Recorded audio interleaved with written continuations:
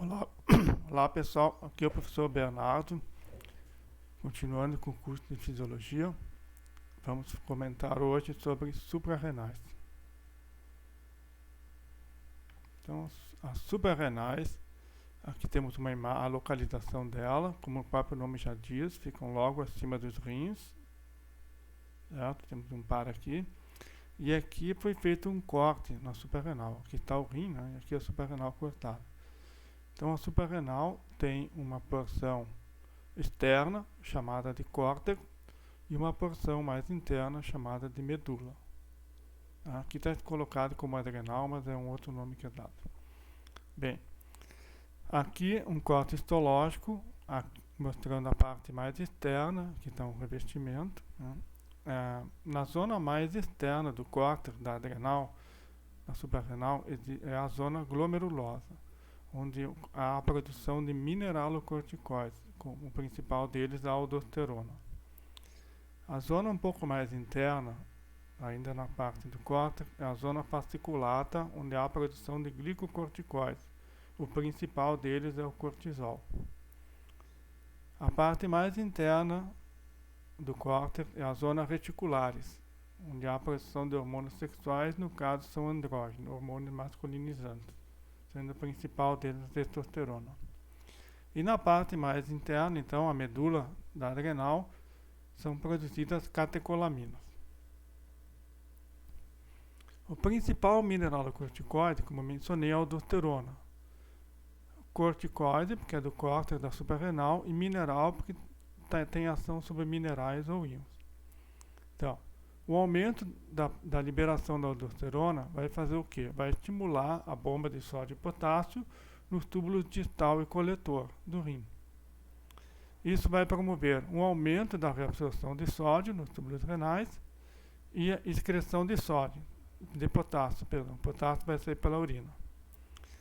Mas, como é mais sódio reabsorvido do que potássio excretado, nós temos como resultante uma entrada de mais íons positivos do que saída.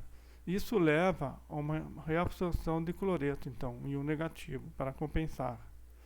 Então, nós temos uma maior reabsorção de sódio, mais reabsorção de cloreto, então mais íons estão sendo reabsorvidos que excretados. Isso leva, então, ao aumento da reabsorção de água por osmose. O aumento da reabsorção de água leva a um aumento do volume sanguíneo e um aumento da pressão arterial. Aqui nós temos nessa imagem o sangue, mostrando a aldosterona chegando aqui nos túbulos renais. Aqui está mostrando no túbulo distal. A aldosterona é um hormônio lipossolúvel, vai passar pela membrana plasmática, se liga no receptor no citoplasma, leva então à produção do RNA mensageiro e vai então fazer a translação e produção de proteínas.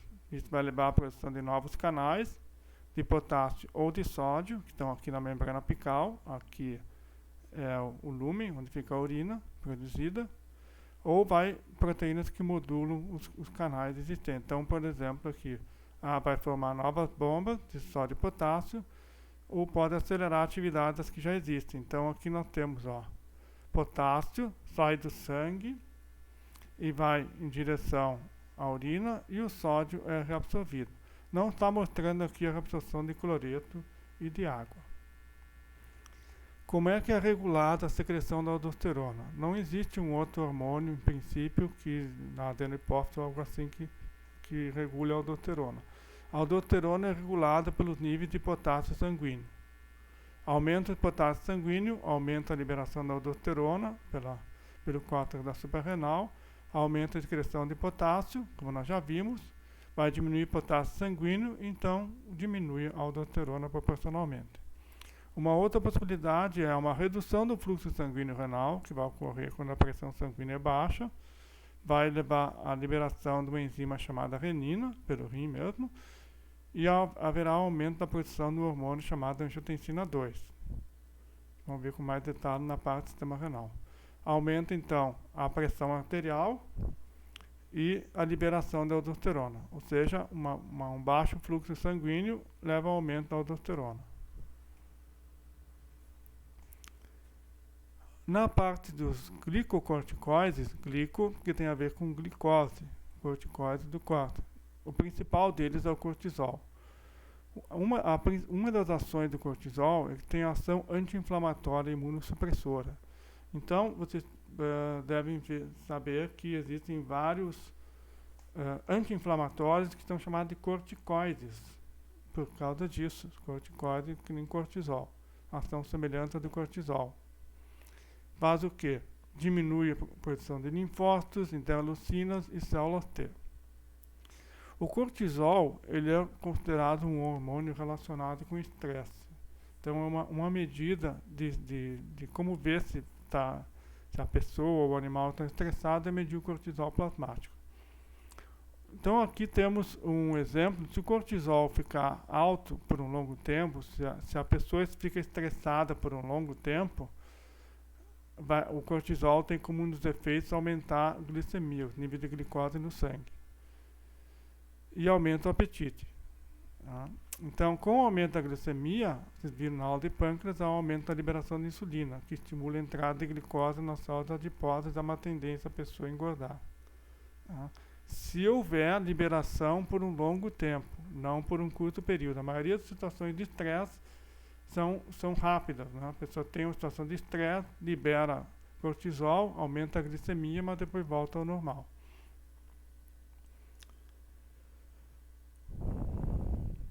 O cortisol também diminui a proteína dos tecidos, porque aumenta a degradação proteica e aumenta a quantidade de aminoácidos no sangue. Também diminui a gordura dos tecidos, quando a liberação é por pouco tempo, né? E aumenta a sua utilização. Então vejam que o cortisol, por ser um hormônio de estresse, vai fazer o quê? Colocar glicose no sangue, aminoácidos no sangue e gorduras ou ácidos graxos no sangue. Tudo para fornecer energia para a reação ao estresse. Aqui está mostrando como é que é regulada a liberação do cortisol. Então, existe um ritmo circadiano que pode promover a liberação do hormônio liberador da corticotrofina pelo hipotálamo, ou uma situação de estresse que estimula a liberação do CRH. Ele vai agir na adenopófise, estimulando a liberação da corticotrofina ou hormônio adenocorticotrófico, ACTH. Esse hormônio, então, vai agir no córtex da suprarrenal, estimulando a liberação do cortisol. À medida que o cortisol aumenta no sangue, ele vai, por uma retroalimentação, ele pode inibir a liberação tanto do ACTH como do CRH. Ações de cortisol no sistema imune, suprime a função do sistema imune, uma ação anti-inflamatória, antissupressora. No fígado, gliconeogênese, ou aumenta a produção de glicose.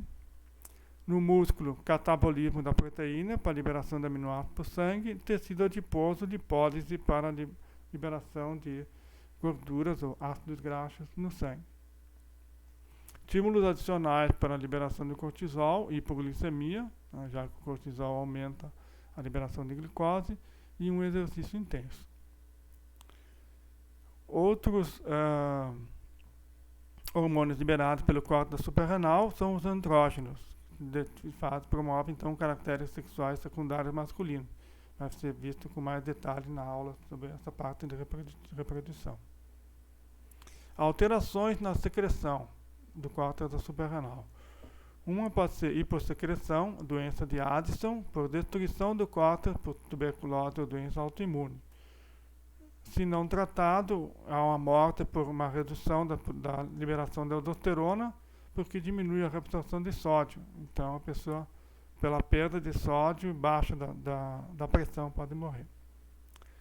A hipersecreção, teremos a secreção exagerada da aldosterona, aumenta muito a reabsorção de sódio, aumenta a pressão arterial. E aumenta também a liberação de cortisol. Vai haver, então, obesidade, como já mencionei, fraqueza nos músculos, porque está fazendo o quê? Está quebrando as proteínas, né, forma da doença de Cushing. E também diabetes clínica, porque fica muito alta a glicose no sangue. Aqui temos uma imagem, então, de uma pessoa com doença de Cushing. Vejam aqui, avermelhado por alta pressão. Essas estrias aqui devido à degradação proteica. E finalmente a parte mais interna suprarrenal, que é a medula da suprarrenal. Lá existem as células cromafins que produzem as catecolaminas, adrenalina e noradrenalina. A adrenalina e a noradrenalina, elas têm ação no que a gente chama de uma síndrome de luta ou fuga. Então, é uma situação também de estresse, ou algo assim, que vai fazer o que então? Temos uma liberação de adrenalina e noradrenalina nessa situação. Imagine que você leva um susto daquele frio na espinha. Seria o que? A liberação da adrenalina e noradrenalina. Isso vai estimular a neoglicogênese, para aumentar a glicose no sangue, para ter energia para a musculatura. Também facilita a contração do músculo esquelético, certo? Para lutar ou para fugir. Efeito cronotrópico e inotrópico positivo. O que é isso? Crono tem a ver com o tempo, então aumenta a frequência do batimento cardíaco e a força do batimento cardíaco. Então, obviamente, aumenta a atividade do coração para fornecer mais sangue para o músculo esquelético funcionar de modo adequado. Certo? Com isso nós terminamos então essa nossa aula.